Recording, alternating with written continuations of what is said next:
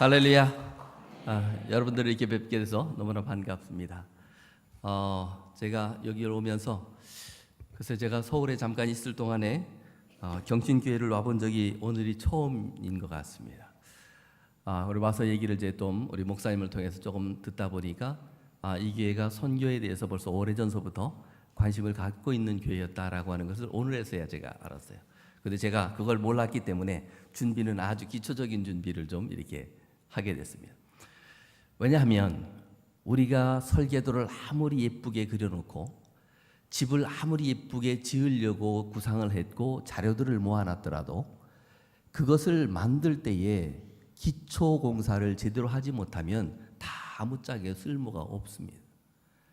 기초공사가 바르게 되어지면 그 위에 얼마든지 많은 것을 세울 수 있고 높은 것을 세울 수 있고 무겁고 또 그 외에 더한 것들도 세워갈 수 있죠. 그런 면에서 우리가 선교라고 하는 것의 기본적인 내용들을 좀 같이 이야기를 나누면서 현장의 이야기들을 좀 그렇게 가지면 좋겠습니다. 어떤 정신이 온전치 못한 정신병동에서 사람들을 이렇게 모아놓고 이제 얘기를 좀 이런저런 얘기를 하게 됐는데 그 중에 특별히 이제 알코올 중독자들만 이렇게 모여 있는 이제 그런 방에서 이제 사회자가 이제 이런저런 얘기를 하는 가운데에 이제 질문을 좀 던졌습니다.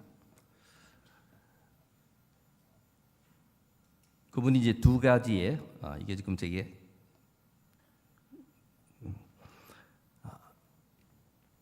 한쪽에는 병에 이렇게 그 물을 담아놓고 또 한쪽에는 병에 이제 술을 담아놓고 이렇게 거기에 벌레들을 집어넣어 보았습니다. 근데 이 사회자는 의도가 알코올이라고 하는 것이 결코 우리 몸에 좋지 않다라고 하는 것을 얘기해 주기 위해서 시연을 한 건데 집어넣고 이야기하는 동안에 알코올 속에 있던 벌레들은 죽고 물 속에 있던 벌레들은 계속 둥둥 떠서 그냥 이렇게 다니고 있는 거예요. 그러면서 사회자가 그 사람들에게 물었습니다.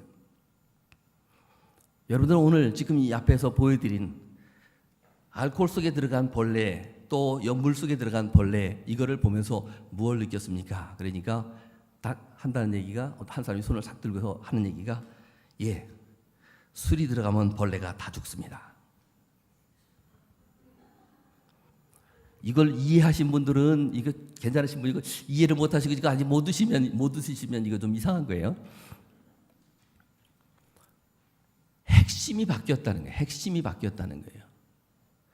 이 강사가 지금 얘기하려고 했던 거는 알코올이라고 하는 것이 이만큼 독하고 나쁩니다라고 하는 걸 얘기했는데 이 좀 정신이 온전치 못한 사람 입장에서는 보니까 어떻게 생각을 하냐면 야 우리 몸속에 있는 병균을 알코올을 집어넣으면 다 죽겠구나 이렇게 이해한 거예요.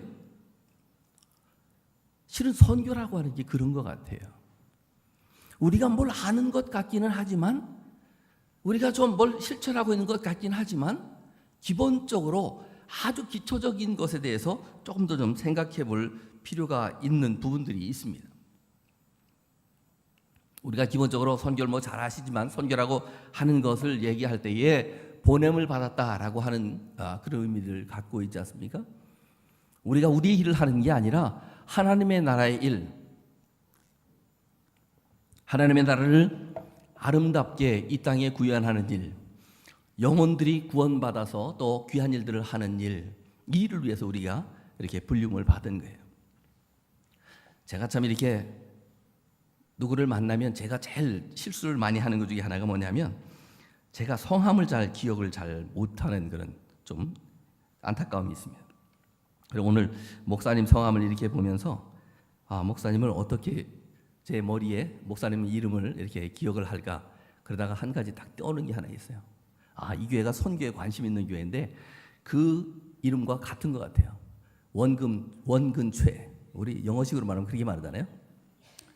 원근각지의 많은 영혼들을 불러 모아다가 최고의 지도자로 만들어서 또 원근각지로 파송을 해서 선교하게 하는 목사님, 최원근 목사님. 제가 이렇게 기억을 했어요. 우리에게 주어진 일들이 이제 이런 것들입니다. 선교라고 하는 것 우리가 어떻게 생각을 하세요? 우리가 하나님의 성전을 보게 될 때에 하나님의 성전 속에 특별한 그런 부분들이 있죠.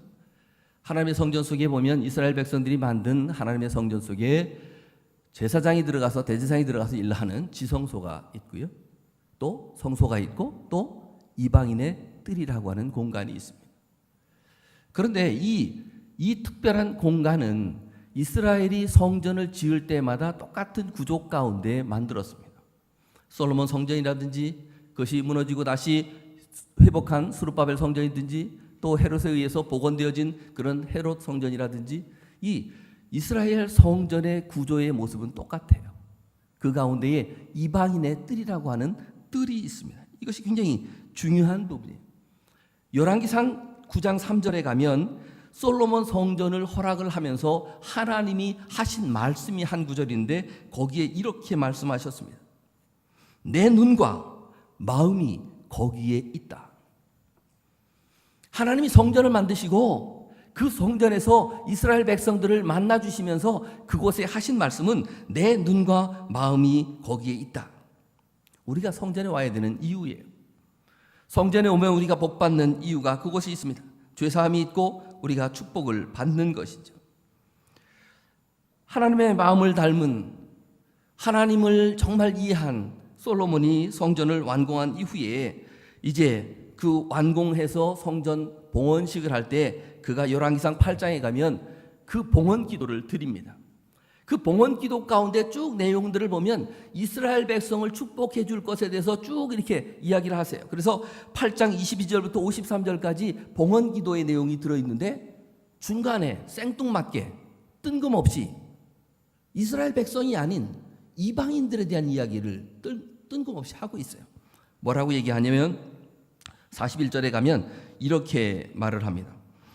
또 주의 백성 이스라엘에 속하지 아니한 자 곧 주의 이름을 위하여 먼 지방에서 온 이방인이라도 저희가 주의 광대한 이름과 주의 능한 손과 주의 펴신 팔의 소문을 듣고 와서 이전을 향하여 기도하거든 주는 계신 곳 하늘에서 들으시고 무릇 이방인이 주께 부르짖는 대로 이루사 땅의 만민으로 주의 이름을 알고 주의 백성 이스라엘처럼 경외하게 하옵시며 또 내가 건축한 이전을 주의 이름으로 일컫는 줄을 알게 하옵소서.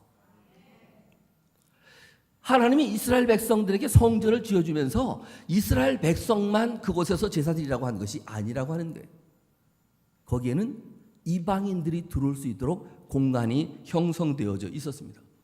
그 이방인의 뜰이 얼마나 컸냐?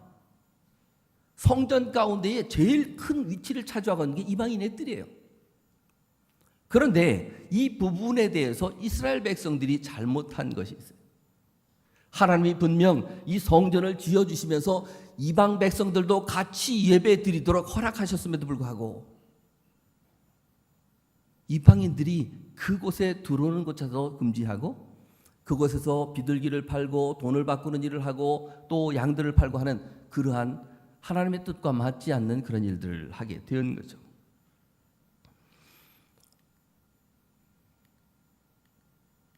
조금 전에 드렸던 그 말씀드리고요. 우리가 선교를 주로 이해할 때에 우리는 흔히 선교라고 하는 부분을 이렇게 이해할 때가 참 많습니다. 교회 안에 굉장히 중요한 그 요소는 예배를 드리는 것이고 또 성도 간의 교제이고 또 제자 훈련과 선교 공부와 이런 것들을 통해 제자 훈련이고 또 나가서 복음 전도하는 일이고 이것이 늘 우리가 생각하고 있던 교회라고 하는 카테고리 속에서 우리가 생각했던 부분입니다. 그 중에 이제 교회가 선교라고 하는 것을 이해하기 시작을 하면서 선교라고 하는 것을 이 파이 조각의 한 부분처럼 생각을 했어요. 그러다가 교회가 여러 가지로 뭐 어려움이 있어서 재정이 어렵거나 여러 가지 어떤 어려움들이 발생을 하면 그 중에서 제일 먼저 줄여야 되는 부분이 선교인 것처럼 이해할 때가 많았었습니다. 그런데 실제적으로 이 성경이라고 하는 우리가 늘 영의 양식으로 우리가 말씀을 듣고 또 우리가 영적 양식을 채워가는 이 말씀이 그 안에 갖고 있는 전체적인 그런 선교에 대한 이해는 다른 쪽으로 되어 있습니다. 예배가 중요하고 친교하는 것들, 제자훈련하는 것들, 봉사하는 것들, 선도하는 것들 이런 다 있지만 중요한 것은 아주 가장 핵심적인 가치는 전도와 선교에 있다고 하는 거예요. 여기에 있는 여러분들이 갖고 있는 제가 갖고 있는 이 성경책은 선교를 위해서 쓰여진 책입니다. 하나님이 선교하기 위해서 영혼들을 구령하기 위해서 이곳에 말씀을 주어진 것입니다. 이 안에는 구약의 내용이든 신약의 내용이든 다 복음 전하는 일들로 가득 채워져 있어요. 그러나 우리는 이것이 우리의 영적인 양식으로만 이해할 때가 그동안 너무 많았죠. 1980년대에 아주 유행하던 그런 것이 있습니다. 교회의 두 기능에 대해서 말씀을 드리면, 교회는 모여야 되는 것이죠. 왜냐하면 교회 안에 주님이 계시고 성령이 계시고 교회 안에 축복의 그런 장소이기 때문에 우리가 모여야 되고 배워야 되고 양육받아야 되지만, 그러나 또 우리가 배움과 함께 또 나아가서 일을 같이 세상을 향해서 일을 해야 되는 것, 이것이 교회가 가진 중요한 그런 사명입니다. 그래서 모이고 흩어지는 교회, 지금 이 세상에 약 70억이 넘는, 벌써 이미 2019년에 인구가 이렇게 굉장히 많은 인구로 지금 이제 늘어나고 있습니다. 이렇게 늘어나고 있는 이 세상에서 정말 선교사들의 마음을 대변하는 한마디 말이 1980년대에 있었는데, 대우의 김우중 회장이 쓴 책 가운데 그런 내용이 있습니다. 세계는 넓고 할 일은 많다. 정말 그렇습니다. 세상에 우리가 해야 될 일들이 우리에게 너무나 많습니다. 인구 77억 명이 넘는 지금 이 상황에서 미전도 종족이 수없이 많이 있고요. 세계의 70% 넘는 인구가 아직도 복음이 필요한 그런 상황 가운데 처해 있습니다.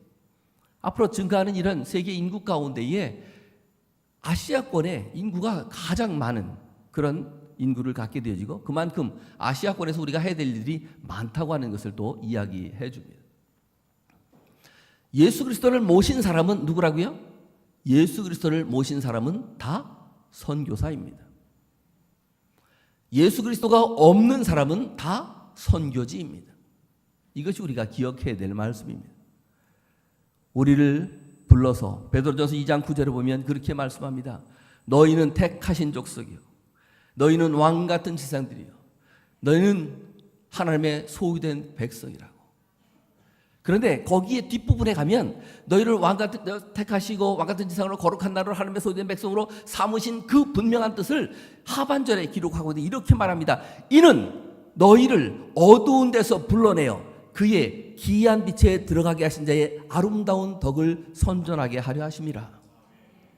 우리를 부르신 목적, 우리만 구원받고 우리만 행복하고 우리만 복 누리고 이렇게 살라고 하는 것이 아니라, 우리에게 놀라운 이 복을 준 것은 우리가 이 복을 나눌 수 있도록 하는 그런 사명이 우리에게 주어졌다고 하는 것입니다.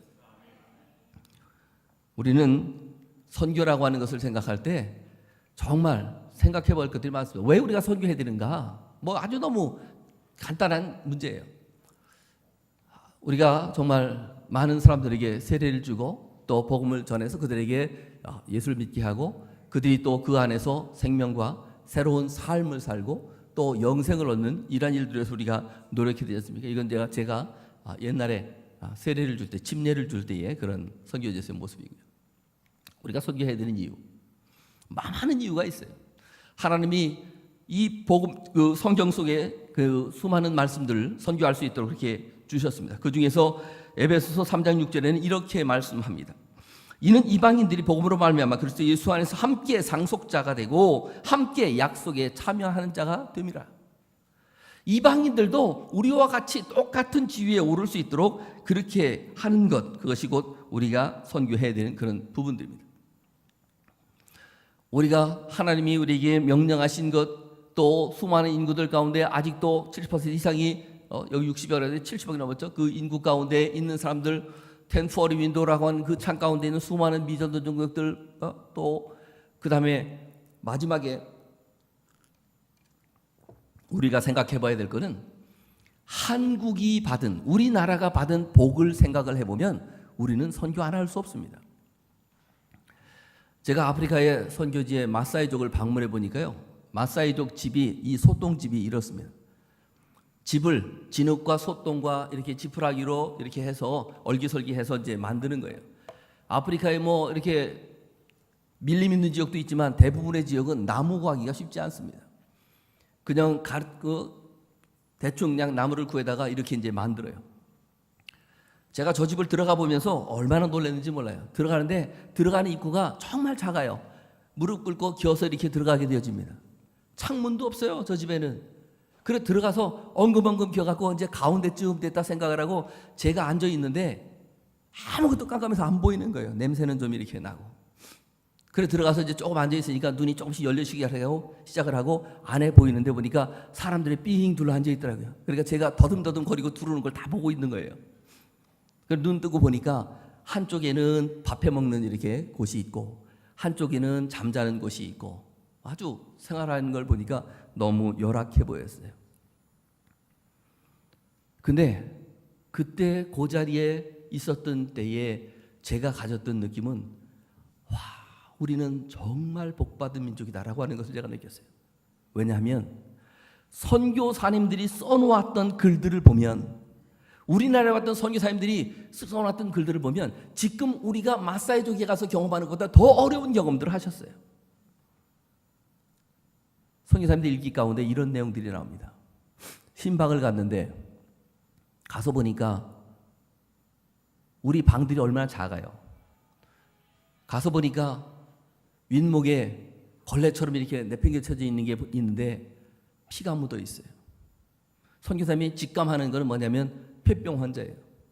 근데 그때 당시에 우리는 폐병이라고 하는 병을 몰랐기 때문에 그 모든 병에 대해서 피를 토하면 소갈병이 있어갖고 피를 토한다고 생각했지, 이것이 폐가 썩어갖고 이게 폐가 나오는 거고 이것이 가족들에게 옮겨간다고 생각을 못할 때예요. 몰랐어요, 그런 거를. 이게 100년 전 얘기예요. 뭐 2000년 전 얘기가 아니고, 예? 우리의 100년 전의 모습이 그랬단 말이에요. 예?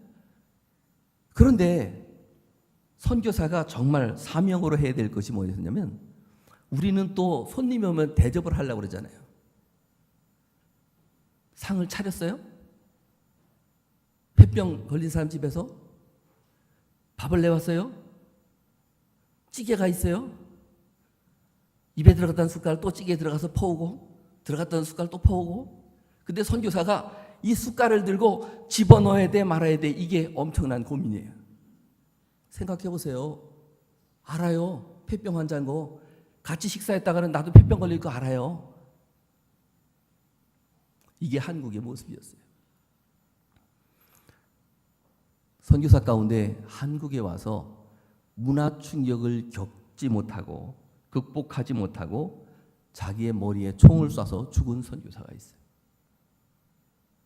그 정도로 우리의 문화를 이해하기 너무 어려운 그런 문화였어요. 근데 오늘 어떻게 우리가 이렇게 부자의 나라, 선교를 열심히 하는 그런 나라가 됐을까요? 그 북아일랜드의 리처드 린이라고 하는 사람과 핀란드의 타투 반 하넨이라고 하는 교수가 두 사람이 공동으로 185개국을 조사를 했어요. 185개국을 한 나라당 1000명씩을 랜덤으로 그냥 막 무작위로 사람들이 이렇게 뽑아갖고 IQ 테스트를 해봤어요. 그랬더니 IQ 테스트를 해보니까 1등이 어느 나라일게요? 1등. 대한민국이 1등이에요. 평균 IQ 106점으로 1등. 2등이 북한, 평균 IQ 105. 2등이 일본과 함께 북한이 2위였어요. 그래서 제가 좀 의심스러웠어요. 그러면 세계에서 가장 똑똑하다고 노벨 평화상, 노벨 의학상, 노벨 화학상, 하여튼 노벨상을 다 휩쓸고 있는 유대인들은 도대체 어떨까? 유대인들은 공동 13위, 전체적으로는 평균 IQ가 95, 세계의 등수로는 185개국 가운데 45등.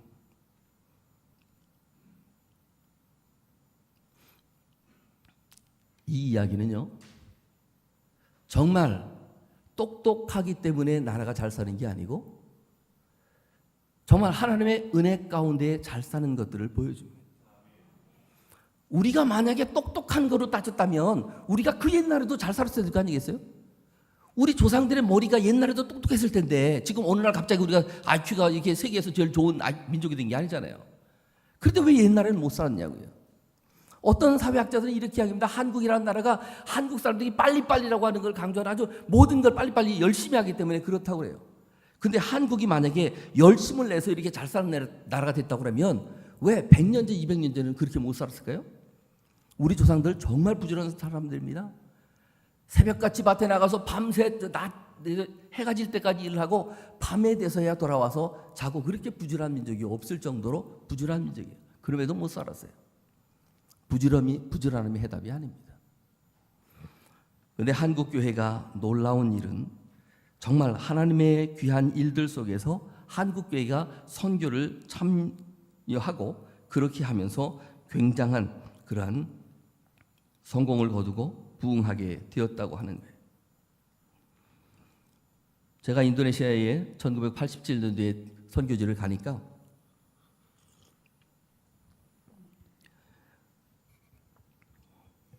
저희 집에 손님들이 오셨다 가면 제가 난감해지는 거예요. 손님이 들어가서 저희들하고 얘기하고 나와보면 손님들 신발이 없어졌어요.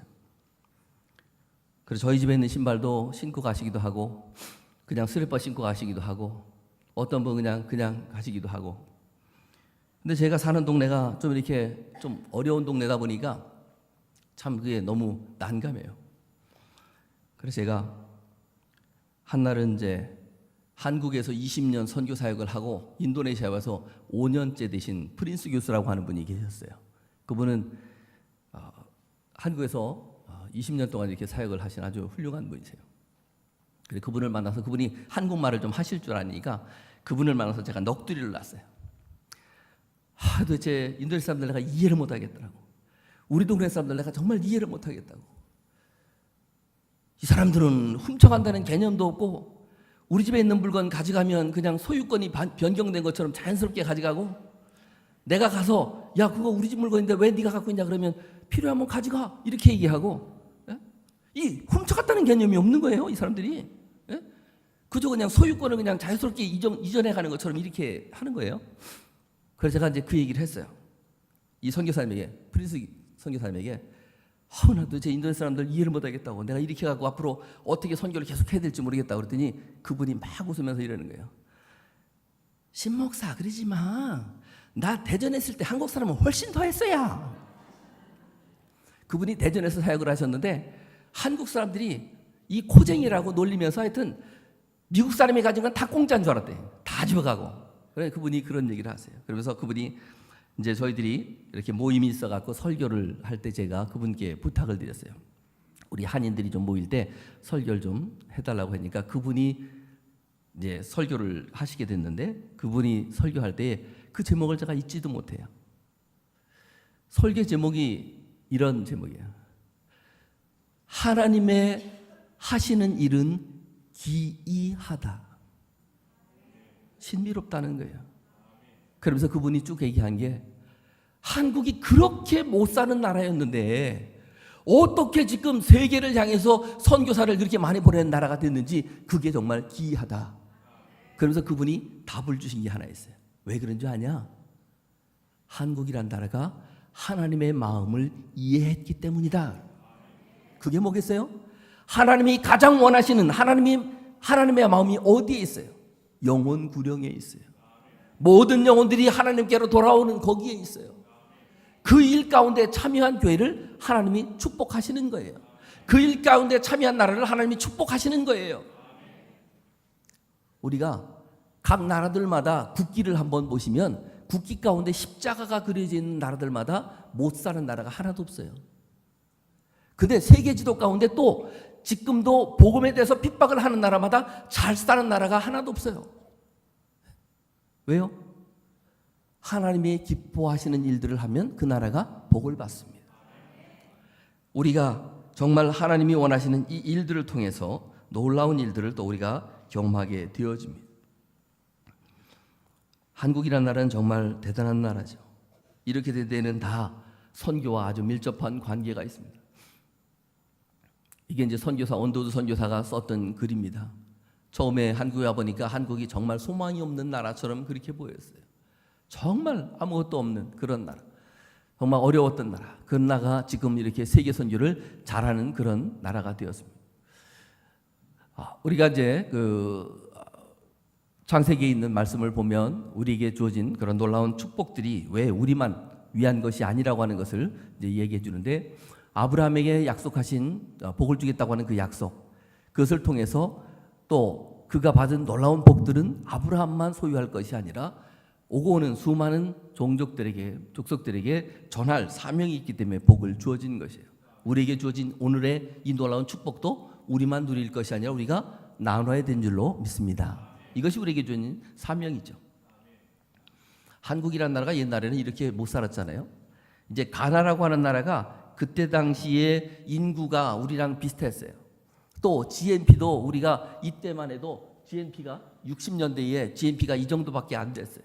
그런데 지금 현재는 GNP가 비교할 수 없을 만큼 차이가 나요. 네?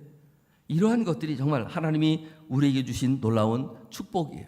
그래서 그 옛날에는 우리를 가리켜서 우리가 한국이 어떤 나라인지 이런 걸 잘 몰랐지만, 이거 뭐 일일이 다 설명하기가 좀 시간상 그래서 넘어가겠습니다. 제가 이제 박사과정 공부하는 가운데에 제가 연구하다가 발견한 한 자료가 이거예요. 한국이 정말 놀라운 축복을 받은 것이 선교와 무관하지 않다고 하는 것이 나타나는데, 뭐냐면 우리가 5,000명의 선교사를 세계에 보내서 사역할 수 있도록 도우고 있을 때 우리나라의 GNP는 5,000불이었어요. 99년도, 2000년도가 들면서 우리는 GNP가 10,000불이 되어졌어요. 근데 그때 당시에 우리가 보낸 선교사 숫자가 10,000명 정도 되었습니다. 또 2006년도에 16,500불일 때에 우리 선교사가 16,000명 정도 되어졌어요. 또 지금 현재는 약 29,000 이렇게 되어지죠. 근데 이제 2017년도에 되어진 GNP는 27,000. 지금 30,000불을 아마 넘었을 걸로 그렇게 제가 알고 있어요. 근데 이 통계가 우리나라에만 속하는 통계가 아니라 제가 미국의 통계를 바라보면서 정말 하나님이 선교하는 나라를 축복하는 것을 확실히 알았어요. 미국이 선교를 가장 많이 할 때에 세계의 수많은 선교사들 8만 명, 9만 명 선교사를 보낼 때에 미국의 GNP는 8만 불을 훨씬 넘어서 9만 불을 육박을 했어요. 그런데 미국 교회가 계속 세속화되어지고 교회가 줄고 헌금이 줄고 선교가 약화되고 선교사들이 철수하게 되어지고 이제 단기 선교까지를 다 포함을 해서 5만 명이 채 안 되는 그런 상황에 와 있어요. 그런데 지금 현재 미국의 GNP는 47,000불 선에서 급감되어 있어요. 다른 나라랑 비교하면 아직도 높은 그런 수준이지만 그런 것들을 보게 되죠. 2010년도에 47,000불이었어요. 이런 것들을 보면서 정말 선교하는 민족들에 대해서 하나님이 축복하신다라고 하는 것입니다. 저는 제가 87년도까지 우리가 늘 매일같이 들었던 얘기가 뭐냐면 체력은 국력이다. 체력은 국력이다. 그 얘기를 참 많이 들었어요. 근데 제가 개인적으로 생각할 때 체력은 국력이다. 그게 뭐 무슨 의미가 있나? 별로 체감이 안 됐었어요. 근데 제가 인도네시아를 가니까 인도네시아에서 한국에서 선교사가 왔다 그러니까 한국을 몰라갖고 사람들이 아프리카 지도 놓고 찾더라고요. 한국이 아프리카 어디쯤에 있는 줄 알고. 몰랐어요. 한국이라는 나라를 잘 모르더라고요. 가니까. 그래서 한국에서 왔다니까 아는 사람도 어떤 사람도 알지만 모르는 사람이 대부분이었어요. 그런데 88 올림픽을 치르고 나니까 한국이란 나라가 옛날에 그렇게 가난했던 나라인데 놀랍게 성장했구나, 이걸 알게 된 거예요. 1960년대에 우리 한국통신이 인도네시아에 가서 전화국의 기술들을 배워왔어요. 65년도까지 수라바야라고 하는 도시에서 한국통신이 이렇게 기술들을 배워서 들어왔어요. 50년이 지나고 나서 지금은 우리의 IT 산업, 통신기술 산업은 세계 1위가 되어졌어요. 정말 이렇게 옛날에는 잘 몰랐던 것이 지금은 이제 이렇게 놀라운 그런 부분이 되어졌죠. 정말 한국이 놀랍게 이렇게 부흥한 이런 부분에는 하나님의 놀라운 역사하심이 있고 축복하심이 있는 줄로 믿습니다. 그래서 올림픽 경험 이후에 제가 느끼는 것은 체력은 국력이다 이렇게 말하지만 실제적으로 가장 중요한 내용은 선교가 국력이다. 그렇게 이해가 되어집니다. 정말 선교하는 민족, 선교하는 개인들을 하나님이 축복하십니다.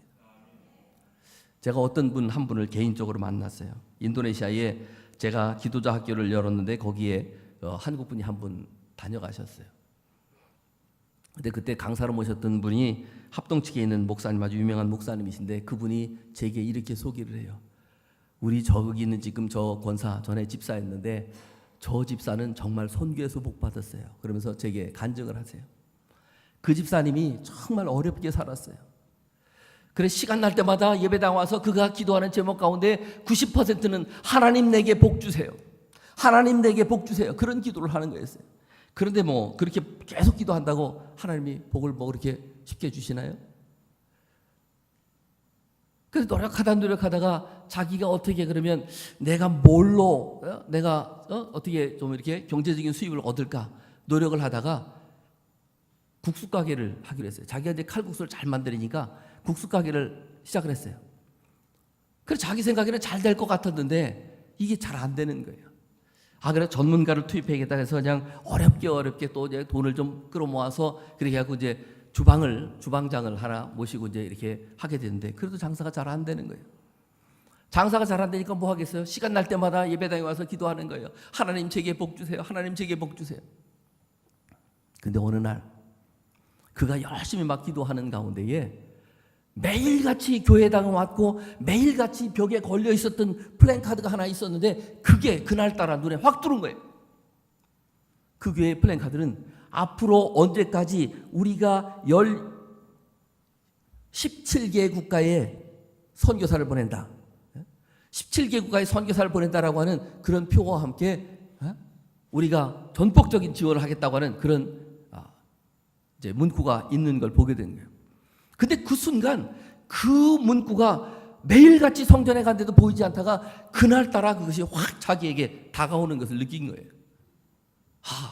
하나님이 기뻐하시는 선교를 해야겠구나. 근데 이분이 선교를 그때부터 시작을 한 거예요. 돈 모으면 선교비를 내고 하여튼 기회만 되면 선교하는데 열심으로 따라다니고 전도하는데 열심으로 따라다니고 사업보다도 선교하는데 열심히 따라다니고 근데 하나님이 정말 복 주기 시작했어요. 메뉴가 바뀐 것도 아니고 사람이 바뀐 것도 아니고 장소가 바뀐 것도 아니고 다 그 자리에 그대로 있었는데 어제까지 팔이 날리던 그 음식점이 그 기도가 내 가운데에 툭 들어온 그날부터 대박이 났어요. 줄을 주고 서는 거예요. 얼마 전에 제가 그분을 만났거든요. 그분이 하는 얘기가 전국에 74호점을 냈어요. 5,000명 모이는 교회에 11조를 제일 많이 하는 집사가 됐어요. 지금은 권사님이에요. 그도 담임 목사님도 고백하는 것은 하나예요. 키는 하나님의 기뻐하시는 일을 했더니 하나님이 복 주셨습니다. 이게 답이에요. 우리는 복을 자꾸 구하지만 정말 중요한 것은 하나님의 마음에 드는 행동을 하는 것이 복받는 비결인 줄로 믿습니다. 그것이 곧 선교예요. 한국교회가 선교사를 보내면서 경제적으로 성장한 도표입니다. 같이 가고 있잖아요. 영국이란 나라 실은 야만족이에요. 바이킹의 후예들. 양념 없이 그냥 생고기 먹던 사람들. 그래갖고 남의 나라에 가서 인도네시아 같은 경우도 후추 그런 것들 이제 이렇게 키워서 가져가고 했던 그런 나라. 그러나 영국이 선교를 가장 많이 할 때 영국은 해가 지지 않는 나라라고 하는 칭함을 받을 정도로 막강한 영향력을 가졌어요. 미국이라는 나라가 선교를 많이 하게 되니까 미국이 양대 산맥, 미국과 소련이라고 하는 그러한 두 체제 가운데 세계가 돌아가고 있다가 어느 날 아침에 미국이 세계를 장악하는 사건이 일어나게 됐어요. 소련이 스스로 붕괴해버리고 말았잖아요. 지금은 미국이 전 세계에 영향력을 미치는 막강한 나라가 되었습니다. 한국은 지금 선교하는 일들에 열심을 내고 있는데 하나님이 한국 교회를 사용하시면 한국이 세계를 다 쥐고 흔들 줄로 믿습니다. 제가 한 15년 전서부터 15년 더 됐을 거예요. 제가 늘 했던 얘기 중에 하나는 2030년 되면 국제회의는 한국말로 한다. 근데 믿는 사람이 없네. 아멘 하는 사람이 없어요. 황당하죠? 황당해요. 제가 15년 전에 이 얘기를 할 때 저도 황당하게 생각됐어요. 그런데 제가 본 비전들이 있어요. 근데 놀라운 일은요, 이 비전들이 이루어가고 있어요. 인도네시아에 찌아찌아 부족이라고 하는 부족이 슬라웨시에 있어요. 이 부족이 언어가 없었는데 언어를 만들면서 한글을 기초로 언어를 만들었어요. 한국의 한류 열풍이 얼마나 대단한지 아이들이 어느 날 제가 커피숍에 갔는데 여자아이 셋이 이렇게 쭉 앉아갖고 모니터를 바라보면서 앉아있어요. 모니터를 바라보면서 앉아있는데 제가 분명히 듣기에 한국말인데 모니터를 이렇게 한국말을 보고 듣는 것 같은데 얘들이 막 낄낄거리고 웃어요. 그래서 제가 이렇게 가서 보니까 우리나라 드라마를 보고 있어요. 그래서 제가 물어봤어요. 인도네시아 애들인데 이 드라마를 이해하냐? 근데 이해를 한다네. 그래서 제가 한국말로 던져봤어요. 근데 한국말을 제법 받아 이렇게 하는 거예요. 어떻게 한국말 배웠냐? 어서 배워본 적이 있냐? 하는 얘기가 드라마 보고 배웠다는 거예요. 오늘 하나님이 한류 열풍 가운데 우리를 두신 목적이 어디에 있겠습니까? 우리가 똑똑해서 그렇겠습니까? K-팝이 특별나서 이랬습니까? K-팝보다 유럽과 미국에서 되어진 수많은 팝 가수들이 얼마나 많고 얼마나 춤도 잘 추는 사람이 얼마나 많은데 이러한 것들 속에 하나님의 또 다른 계획들이 있는 걸 믿지 않겠습니까? 2030년이 되면 국제회의가 한국말로 될 줄로 믿습니다. 분명히 그렇게 될 거예요. 가능성이 있어요. 한국말은 굉장히 우수한 말이에요. 이제 성경 번역하는 그런 GBT나 이런 단체에서 주로 이제 에스페란토어나 이제 표현하기 쉬운 말들로 이렇게 성경을 글을 만들어 주거든요. 그런데 누리글이라고 부르는, 그러니까 우리 지금 한글과 거의 같은데 약간 좀 고어, 한글에서 약간 고어, 그 누리글을 가지고 그 번역하는 선교사들에게 일주일을 우리말을 가르치고 그것에 대해서 그걸 가지고 번역을 시켜봤어요. 말들을. 근데 영어나 독일어나 스페니시나 또는 이 에스페란토어를 가지고 표기 못하는 문자들이 있었는데 한국말은 그게 없는 거예요. 모든 문자를 다 표기할 수 있는 거예요. 이게 한국어의 우수성이에요. 저는 이제 그런 것들을 보고 하나님이 한국어를 쓰시는 것들을 보면서 제가 이제 그런 것들을 생각을 해보는 거죠. 하나님은 우리를 마지막 시대에 선교의 대국으로 쓸 것이라고 하는 것입니다. 문제는 우리가 그만큼 준비되어 있느냐, 우리가 쓰임받을 수 있도록 정말 기초가 잘 다져져 있느냐. 한국교회가 선교에 대해서 관심은 많습니다. 근데 선교를 좀 더 깊이 이해하실 필요가 있어요. 여기까지는 이제 대충 우리가 기초적인 것을 얘기했다고 하면 이제 선교에 대해서 우리가 생각할 때 선교지의 사역에 관한 것들을 얘기할 때 우리는 첫째로 선교를 생각할 때 그 안에 다양한 것이 있다고 하는 것을 이해할 필요가 있습니다. 우리 민족이 갖고 있는 약점 중에 하나, 선교하는데 약점이 하나 있어요. 우리는 늘 어떻게 생각해왔냐면 단일 민족, 하나, 우리, 내꺼 이런 쪽에 관심이 많아요. 그러니까 상대라고 하는 것을 배려를 잘 못해요. 너무, 왜냐하면 우리끼리라고 하는 그런 끼리끼리의 그런 모임이 너무 많았기 때문에. 근데 선교지는 다릅니다.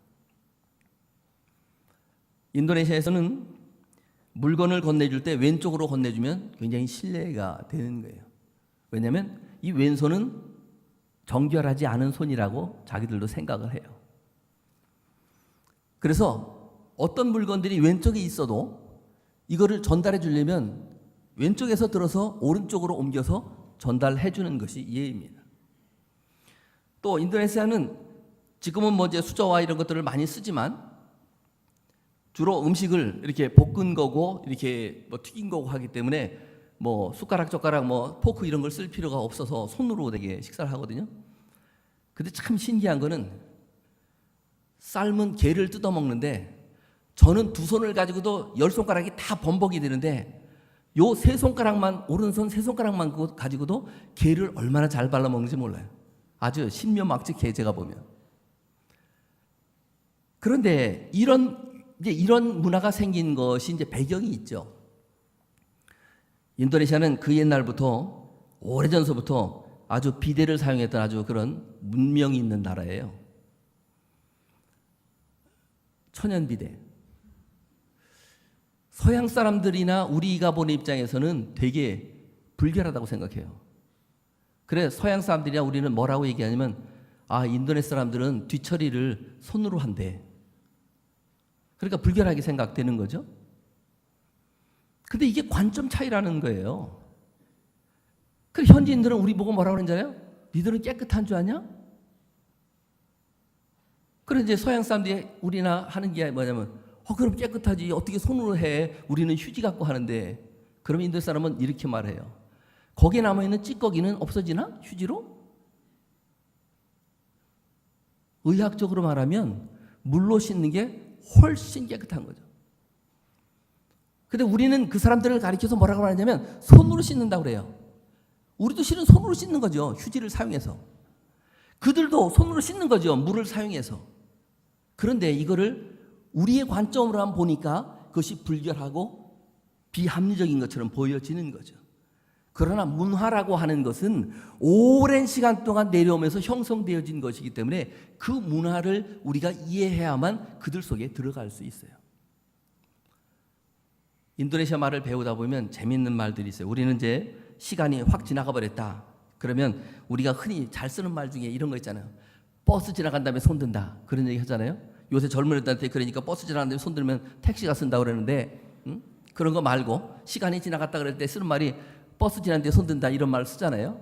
근데 인도네시아는 말을 어떻게 쓰냐면 나시 뜰라 문자디 부부로 이런 말을 써요. 그냥 우리말로 직역을 하면 밥을 하다가 죽이 됐다. 근데 우리만 생각을 하면 어떻게 이해해야 되냐면, 우리가 밥을 하잖아요. 그래서 이제 밥을 하면 우리 방식하고 인도네시아 방식이 틀려서 그래요. 밥을 하면 우리는 쌀을 얼만큼 퍼서 그 쌀량에 맞게 물을 조절을 해서 불을 펴요. 그리고 끓고 시작을 하면 그걸 또 불 조절해서 뜸도 들이고 이런 과정들을 거쳐서 아주 맛있는 밥을 짓잖아요. 근데 우리 신학생들 밥할 때 옆에서 이렇게 보고 있으면 난감해요. 오늘 아침에 인원이 몇 명이 밥 먹는지 계산도 안 하고 그냥 큰 가마솥에 그냥 물을 팔팔팔 끓여요. 그냥 뭐 잔뜩 끓여요. 불을 세게 하고 그냥 물이 팔팔팔 끓으면 거기다가 그때서 물어봐요. 오늘 아침 밥 먹을 사람 몇 명이지? 40명. 그러면 이제 그때 이제 40명분을 쌀을 이제 씻어갖고 물 조절하지 않고 거기다 훅 버무려요, 그냥.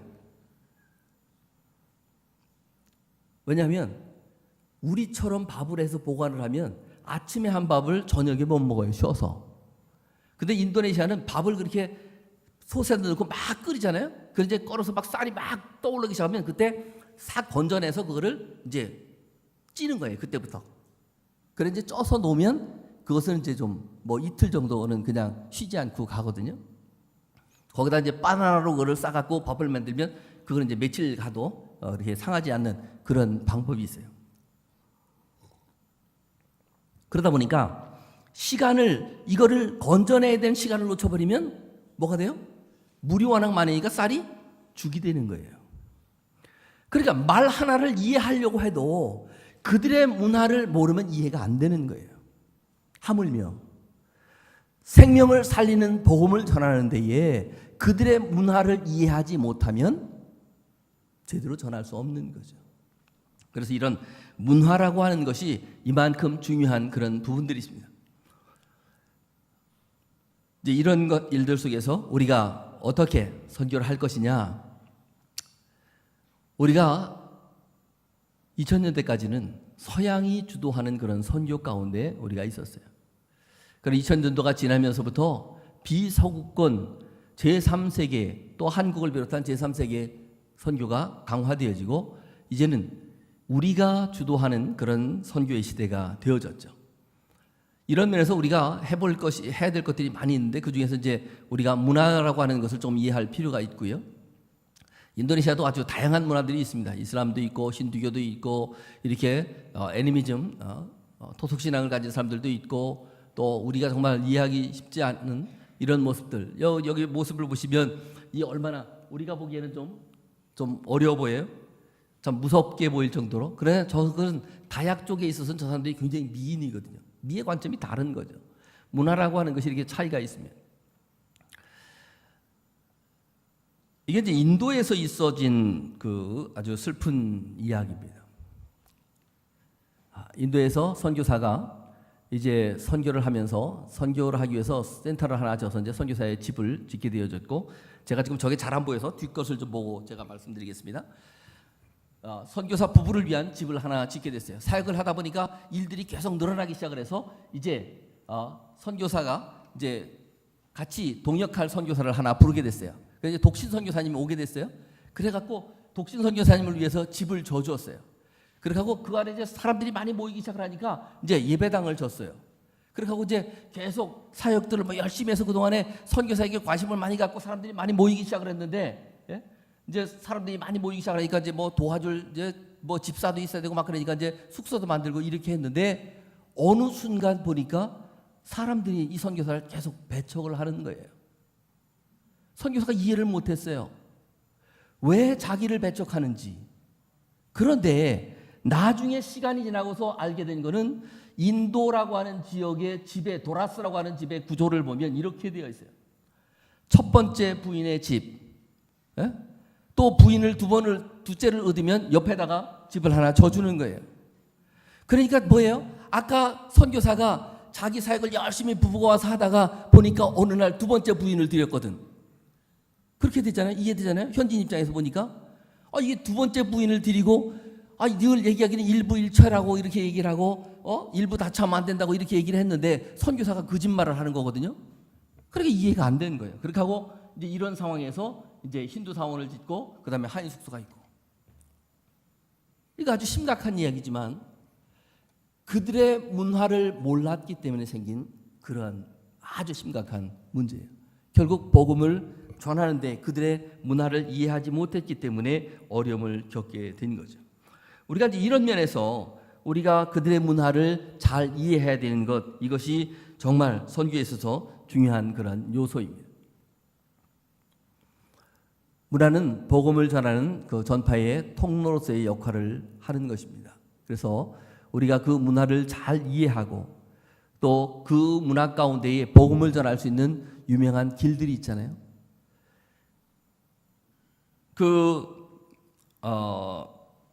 평화의 아이라고 하는 쓴 돈 리차드슨이라고 하는 선교사가 있습니다. 그 선교사가 인도네시아 이리안자해라고 하는, 그러니까 파푸아뉴기니아 지역에서 사역을 할 때에 너무 사람들이 서로 적대시하고 종족 간에 싸움이 일어나고 선교사를 가운데 두고 선교사를 누가 차지하느냐 이런 싸움들이 계속 일어나서 이 사람이 실은 그 선교지를 떠나고 싶었어요. 그래서 선교사가 떠난다고 하니까 그 많은 또 종족들이 또 선교사가 갖고 있는 여러 가지가 신기했기 때문에, 왜냐하면 자기들은 돌도끼를 사용을 했는데 돌로 나무를 하나를 펴려고 하면 돌도끼를 수백 번 찍어야 나무 하나가 넘어가는데 선교사가 갖고 있는 번쩍번쩍한 도끼, 그저 그냥 몇 번만 찍으면 그냥 넘어가는 그런 신문물, 이런 것들을 보여서 그 선교사를 같이 있기를 원했는데 선교사가 떠난다고 그러니까 이제 자기들끼리 전쟁을 하지 않는 방법에 대해서 이제 서로 종족 간에 나누게 되어졌죠. 그 중에 한 가지의 방법이 족장의 자녀를 서로 바꾸는 거예요. A라고 하는 족장이 낳은 자녀를 저 B라고 하는 곳에 보내서 족장이 키우게 하고, 그쪽에 있는 자녀 하나를 또 이쪽으로 서로 바꿔서 서로 키우게 하고, 그 자녀들이 자라고 있는 동안에는 평화가 유지되고 싸움이 일어나지 않는 거예요. 근데 그 문화 속에서 그러한 문화가 있었다고 하는 것을 돈 리차드슨이 발견하면서 그 가운데서 복음을 전하는 그러한 통로를 발견하게 된 것이에요. 그 전까지만 해도 복음을 전하면 그들에게 있어서 성경에 나오는 이야기 가운데에 정말 영웅은 예수님이 아니라 유다였어요. 유다는 아무리 친해도 그들이 갖고 있는 개념 속에서는 아무리 오늘까지 친했더라도 하루아침에 마음을 변해서 찔러 죽일 수 있는, 배반할 수 있는 사람이야말로 용감한 사람이었기 때문에 그것이 그들의 세계관이었어요. 근데 그 가운데에서 그들이 변하기 시작을 했고 예수님이 이 땅에 평화의 아이로 오셨다고 하는 것을 알게 되어졌고 그러면서 그들이 변화가 되어지고 예수를 믿는 그런 종족이 되어졌죠. 이런 것들을 통해서 우리가 이 현지를 이해하는 것 너무나 중요한 부분이라고 하는 것을 우리가 생각할 필요가 있습니다. 선교를 함에 있어서 가장 중요한 부분들은 선교를 배우는 것입니다. 현장을 배우는 것입니다. 그래서 저는 우리가 선교에 관해서 이야기를 할 때에 교회가 선교지를 정해서 이야기를 할 때에 꼭 이건 좀 다른 것을 얘기 드리려고 했던 건데 지금 시간상으로 그러니까 넘어가고요.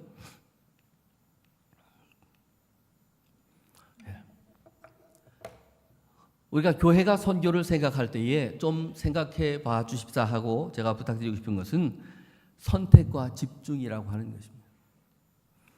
우리가 교회가 선교지를 많은 곳들을 이렇게 돌아다니면서 돕고 이렇게 하시는데 그러한 나름대로의 결과들이 있지만 정말 중요한 결과를 내려고 하면 한 곳을 선택을 해서 그것을 배우고 그곳에 집중적으로 투자를 할 때 놀라운 일들이 일어난다고 하는 것입니다. 아마 미국이 한국에 선교를 하면서 여기도 조금 하고 저 나라도 조금 하고 저 나라도 조금 하고 그랬으면 아마 한국은 오늘 이렇게 부흥하는 나라가 되지 못했을 거예요.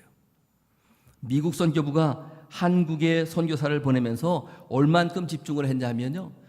해방 전까지 이렇게 많은 선교사들을 1,500명이 넘는 선교사를 보내고 또 비공식적으로 포함해서 약 4,000명이 넘는 선교사를 집중적으로 한국 땅에 선교사로 보냈기 때문에 한국이 놀라운 부흥과 발전을 경험하는 그러한 것이 되어졌죠.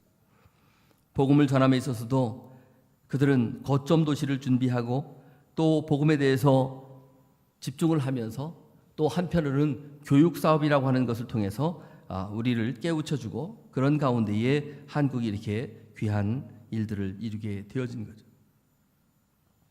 집중하는 것. 선교에서 가장 중요한 부분이라고 생각되어집니다. 또 선교에 있어서 중요한 것은 집중과 함께 기다림이라고 하는 것입니다. 기다림이라고 하는 단어. 어떤 열매가 맺기 위해서는 시간들을 두고 기다려 주셔야 합니다. 한국은 네비우스라고 하는 선교 정책 때문에 오늘 이렇게 교회가 부흥하게 되어진 원인입니다. 한국의 선교사님들이 많이 들으셨어요? 일을 하다 보니까 한국에 할 일들이 얼마나 많아요. 교회도 세워야 되고 학교도 세워야 되고 병원도 만들어야 되고 일들이 너무너무 많은 거예요. 그래 막 이것저것 막 열심히 막 그냥 열정만 가지고 막 열심히 했는데 선교사님들이 열심히 일을 하고 한 20여 년 지나고 보니까 이게 뭐가 좀 부족한 거예요. 이렇게 가면 안 되겠다 생각할 때에 중국에서 사역하고 있던 네비우스라고 하는 선교사가 있었는데 이 네비우스 선교사의 그분이 안식년을 간다고 할 때에 한국을 거쳐가면서 그분을 통해서 강의를 듣게 되었어요. 근데 이 네비우스라는 사람이 어떤 사람이냐면 중국에서 처음에 선교를 시작할 때 정말 열심히 했고 후원한 교회도 열심히 도왔기 때문에 막 열심히 하다 보니까 막 정말 선교가 잘 됐어요. 10년 동안 선교를 잘 하고 많은 사람들에게 복음을 전했고 많은 사람들이 그에게 몰려들었어요. 10년 뒤여서 이제 안식년을 떠나면서 누구에게 내가 하고 있던 이 사역들을 맡겨서 계속 하게 할까라고 생각을 하면서 사역자들 한 사람 한 사람을 다 체크하고 점검을 해보니까 하나 알게 된 것은 숫자는 많은데 알곡이 별로 없다라고 하는 것을 알게 됐어요. 이분이 고민에 빠졌어요. 내가 10년 동안 그냥 젊음을 바쳐서 열심히 했는데 실제적으로 이거를 넘겨주고 가려고 생각을 해보니까 알곡이 별로 없는 거예요. 숫자는 많은데. 그리고 다 사람들이 와서 자기에게 도움을 요청하는 건 많지만 스스로 뭘 하려고 하지는 않는 거예요. 그래 모든 일이 선교사 일이에요. 이분이 안식년으로 이제 가 있는 동안에 중요한 사람을 만나게 되는데 그 사람을 통해서 배운 것이 우리가 삼자 정책이라고 하는 것을 알게 된 거예요. 자치, 자전, 자립. 스스로 운영할 수 있어야 되고, 스스로 전도할 수 있어야 되고, 경제적으로 스스로 독립할 수 있어야 된다고 하는 것을 알게 된 거예요. 그래 그가 중국으로 다시 돌아와서 사역을 하면서 이제 옛날처럼 자기가 막 그냥 나서서 막 하지 않고 현지인들을 독려해서 현지인들이 하게끔 하고 현지인들이 스스로 그것을 이뤄낼 수 있도록 뒤에서 도와주고 이렇게 했더니 열매는 빨리빨리 맺지 않는데 시간이 지나고 10년이 지나고 다시 안식년을 가려고 하면서 다시 점검을 해보니까 숫자는 많지 않지만 알곡이 많다고 하는 것을 알게 됐어요. 그래서 결국에는 그분이 성공한 거죠. 그리고 이분이 한국 땅을 거쳐서 안식년을 가면서 그분이 일주일 동안 와서 세미나를 했는데 그 선교사들, 우리 한국에 와 있는 모든 선교사들 모아놓고 서양 선교사들 모아놓고 세미나를 했는데 그분이 그 얘기를 한 거예요. 내가 10년 동안 이렇게 해서 열심히 해서 사람들을 많이 모아봤지만 실제적으로 보니까 알곡이 별로 없더라. 그런데 자기가 이제 3자 정책을 배워갖고 들어와갖고 그 정책대로 한번 해보니까 알곡이 많고 한국에 있는 선교사님들이 이 방법을 쓰면 좋겠다. 그렇게 하신 거예요. 그때 당시에 한국에 있는 선교사님들 미국에서 돈을 100불을 받으면 어땠는 줄 아세요? 우리나라 99칸 기와집이 100불에 팔렸어요. 그때 당시에. 그러니까 100불이라고 하는 것이 어마어마한 돈이었어요. 선교사들의 주머니에 50불, 70불, 100불 정도가 자기들의 선교 재정이 있었어요. 근데 네비우스가 한 얘기는 뭐냐면 절대 돈을 마음대로 막 써서 선교하지 마라. 현지인들이, 한국인들이 할 수 있도록 기회를 줘라. 이랬기 때문에 선교사들의 그런 일기 가운데 보면 고참 선교사들이 써놓은 일기 속에 이런 내용이 있어요. 자기가 가장 힘들었던 것은 자기에게 선교 재정이 있음에도 불구하고 이거를 마음대로 쓰지 못하는 것이 어려웠다. 그래서 놀라운 일은요, 한국 교회를 세울 때에 한국 교회는 선교사들의 돈을 받아서 건축을 한 것이 아니고 한국 교인들이 스스로 땅을 내놓았고 산에 가서 나무를 베어왔고 문짝이 없으면 자기 집에 문짝을 띄어갔고 석가래가 부족하면 자기 집에 석가래를 띄어다가 예배당을 지었어요. 통계에 의하면 선교사들의 지원을 조금이라도 받은 교회는 2%밖에 되지 않았어요. 한국 교회를 자립하는 교회로 만들어준 선교사들 때문에 오늘 우리가 이렇게 성장한 거예요. 우리가 선교지를 도울 때 열심히 돕는 것 좋습니다. 그러나 우리의 열심이 현지인들을 능가해서는 결코 도움이 되지 않습니다. 도울 수 있어도 현지인이 할 수 있을 때까지 기다려주는 것. 중국에 모소 대나무라고 하는 게 있다고 그래요. 제가 아직 한 번도 못 봤는데 제가 자료만 하나 어서 봤어요. 이 모소 대나무라고 하는 대나무는 희한한 대나무예요.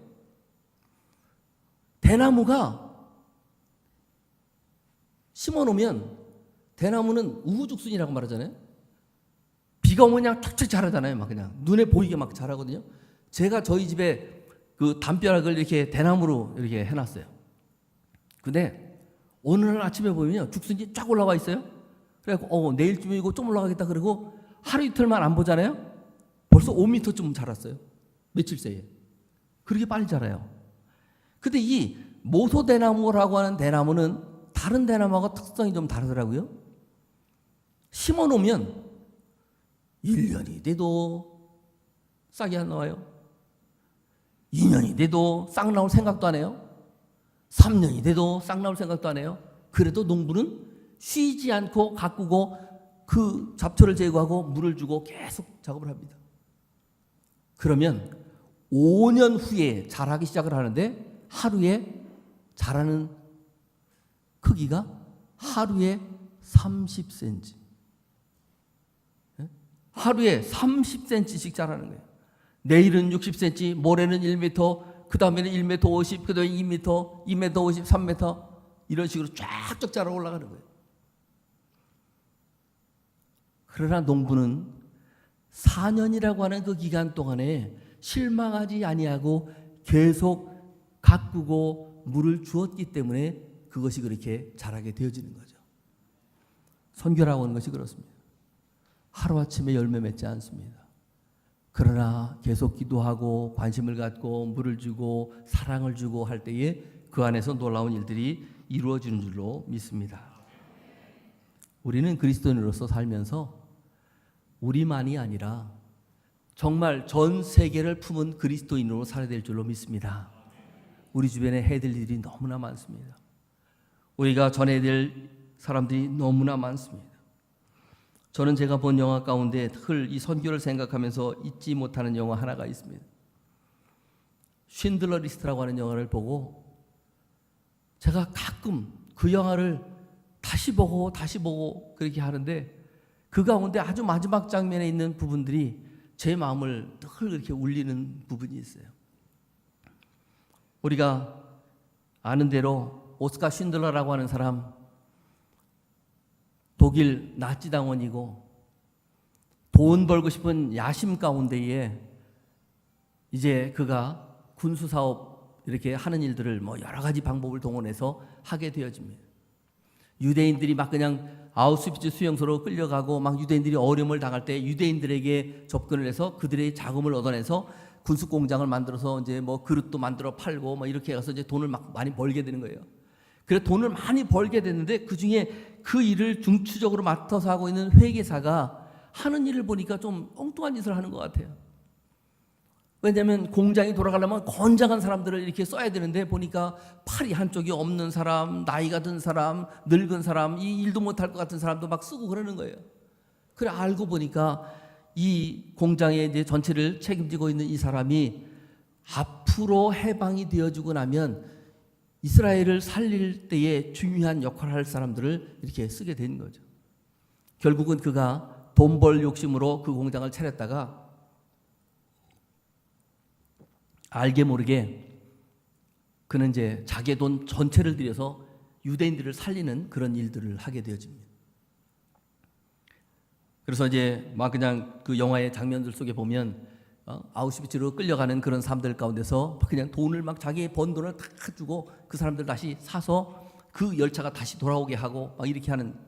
그리고 결국에는 이 사람을 통해서 1100명의 사람들이 구원을 받게 되어집니다. 전쟁이 끝났어요. 이제 그는 자기의 조국으로 돌아가야 되는 입장이고 전쟁이 끝났기 때문에 나치 당원이라고 하는 것이 중간에 가다가 알려지게 되면 이제 죽게 되는 거죠. 그런데 이 구원을 받은 유대인들이 어떻게 하면 이 사람을 도울까 생각을 하다가 명부를 하나 만들죠.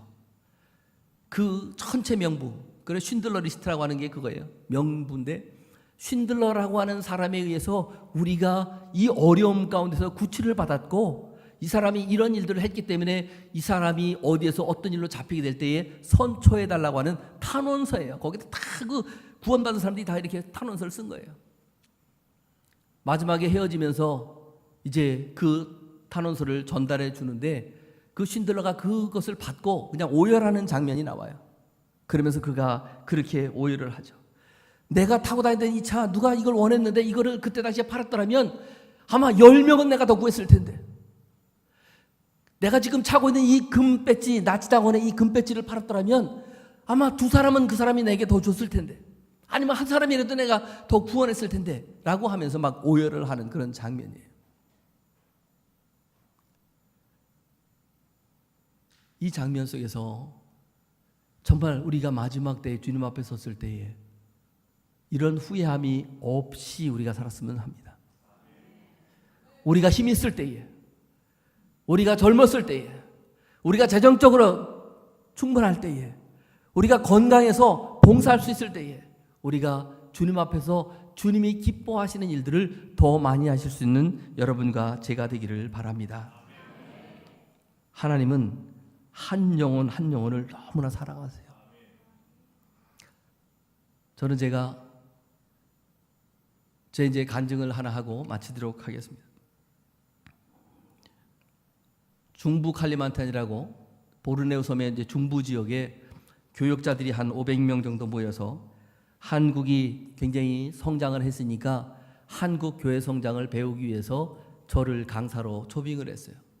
제가 있는 곳에서 거기를 가려면 버스를 12시간 정도를 타서 수라바야라고 하는 곳을 가서 수라바이에서 비행기를 타고 이제 1시간 반 정도 그쪽 섬으로 넘어가서 거기에서 또 차를 타고 한 서너 시간 또 들어가야 되는 그런 지역에 집회가 잡혀 있어요.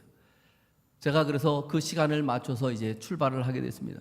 현지인 목사 한 사람과 제가 출발을 했는데 출발하는 과정 속에서 제가 늘 선교지에서 그 여러 번 어려움들을 경험했기 때문에 선교지에서 제가 저 혼자 이동을 하게 될 때는 늘 하는 게 하나 있는데 그것은 유언서를 작성하는 거예요. 이번에도 갔다가 올지 어떨지 모르는 그런 생각들이 가끔 들어서 유언서를 늘 작성을 하는데 그날은 유언서도 잘 써지지도 않고 막 마음이 심란해요. 근데 주님이 제 마음에 자꾸 어떤 마음을 주시냐면 전도지를 만들라는 거예요. 근데 인도네시아는 전도지가 쓸 데가 없는 데가 인도네시아예요. 왜냐면 인도네시아는 종교의 자유가 있는데 우리처럼 종교를 예수를 믿어야 구원받습니다 이렇게 전도할 수 있는 자유가 있는 게 아니고 내가 갖고 있는 종교를 방어할 자유가 있어요. 이게 종교의 자유, 인도네시아 종교의 자유. 그래 내가 이슬람인데 누가 나한테 얘기를 하기를 당신 예수를 안 믿으면 지옥 갑니다. 그럼 내 종교가 침해당한 거예요. 그럼 내가 신고를 하면 나는 금방 그냥 교도소로 가는 거예요. 추방되거나. 그러니까 인도네시아는 전도지라는 게 없어요. 만들어 쓸 데도 없으니까. 근데 하나님이 자꾸 제 마음에 그런 마음을 주시는 거예요. 전도지를 만들려고. 근데 이제 밤에 이제 이제 새벽까지 출발하는데 뭐 어떻게 하겠어요? 그래서 이제 제가 이제 그동안에 늘 해왔던 거, 전도할 때 쓰던 그런 성경 구절들을 이렇게 모아서 이제 조그맣게 성경 앞뒤로 성경 구절들, 우리가 왜 죄인인지, 그 다음에 왜 우리가 구원을 받아야 되는지, 또 우리가 구원받은 후에 어떤 변화가 있는지 이런 것들에 관한 그런 성경 구절과 말들을 써서 전도지를 만들었어요. 그래서 이제 선교지 그 지역을 위해서 출발했어요. 버스를 타고 밤에 한참 달려가는데 한참 이제 밤에 보통 버스가 가면 이제 뭐 한 7시간, 8시간, 10시간 이렇게 막 가면서 그냥 밤새도록 가는 거예요. 그 버스 안에서 자면서. 근데 밤에 1시쯤 되어졌는데 운전사가 이렇게 불을 다 켜면서 하는 얘기가 조금 전에 여기 두 사람이 내렸는데 혹시 짐 잊어버린 거 없는지 확인해 보라고. 그 버스는 출발하는 곳에서 도착지까지 쓰지 않는 버스예요. 근데 두 사람을 내려준 거예요. 근데 제가 보기에는 버스 운전사가 그 사람들이 뭘 가져간 걸 아는 것 같아요. 근데 두 사람이 내리고 나서 금방 얘기한 게 아니고 한참 지나고 난 뒤에 불을 켜서 우리들에게 얘기한 거예요. 그래서 제가 잠자다 말고 눈을 떠서 이렇게 제 물건 놓은 걸 보니까 가방이 하나 없어진 거예요. 그 가방에 돈도 들었고 여권도 들었고 카메라도 들었고 중요한 건 다 그 가방에 들어있는데, 왜냐면 중간에 내릴 게 아니기 때문에 그냥 다 자도 아무 문제가 없는 거거든요. 그 운전사가 하는 얘기가 보라는 거예요. 그래서 제가 보니까 제 물건이 없어요. 그래서 제가 내 물건이 없다고, 가방이 없어졌다고 그랬더니 두 사람이 아까 저기서 내렸는데 혹시 뭘 가져갔나 몰라서 내가 얘기를 드린 거라고. 그러면서 한 얘기가 이 버스 차선이 이 길이 좁기 때문에 이거 돌릴 수가 없다는 거예요. 그래서 제가 기도를 하면서 그래도 돌리라고, 있던 내려준 곳에 가자고. 왜냐하면 버스가 지나도 거기에 버스들이 잘 쓰지 않는 곳이기 때문에 거기서 내렸으면 있을 것 같거든요. 그래도 돌릴 데가 없어서 앞으로 더 가서 한 10여 분은 더 가서 차를 돌려서 왔어요. 그러면서 이제 그 운전사가 얘기하는 대로 여기가 내려준 지역입니다. 그랬는데 거기 보니까 아무도 없어요.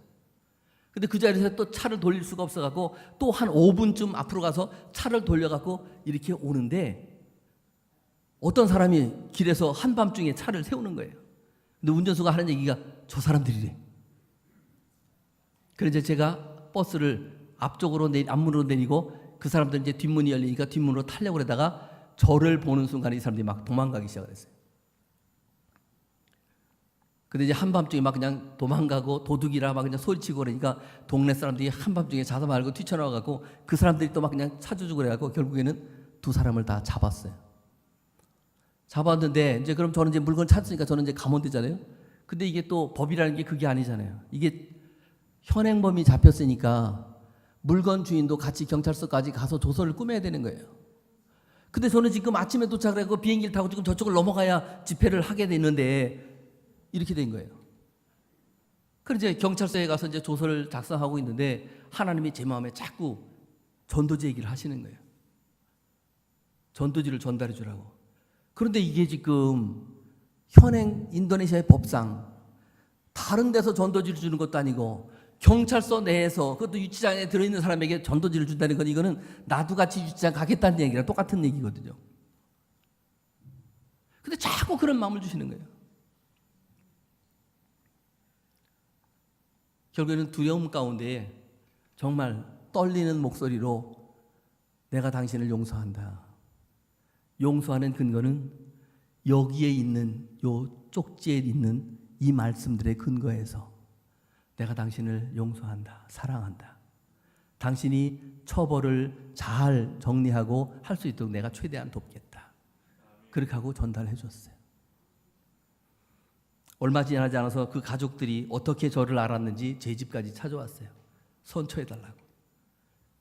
결국 이제 그것을 다 이제 해주게 되어졌고, 결국에는 뭐 형을 좀 살긴 했지만 그렇게 오래 살지 않고 이제 제가 보낸 탄원서와 이런 것들로 인해서 나오게 되었어요. 그러면 제가 깨달은 것이 있어요. 실은 제가 인간적인 눈으로 보면 한국의 교회 성장을 배우려고 했던 500명의 목회자들이 모여있는 곳에 가는 것보다 더 중요한 일은 뭐예요? 이 한 영혼을 하나님이 사랑하시는 것을 깨달았어요. 하나님은 거기에 500명의 목회자들이 배우려고 하는 그 10명보다 이 한 명의 영혼이 얼마나 중요한지를 제게 깨닫게 해주셨어요. 우리 주변에 이런 영혼들이 많습니다.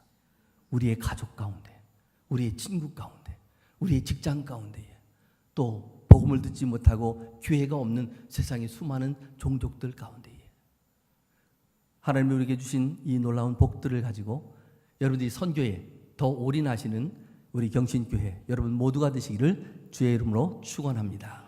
잠깐 기도하시겠습니다. 우리를 사랑하시되 죽기까지 사랑하신 주님,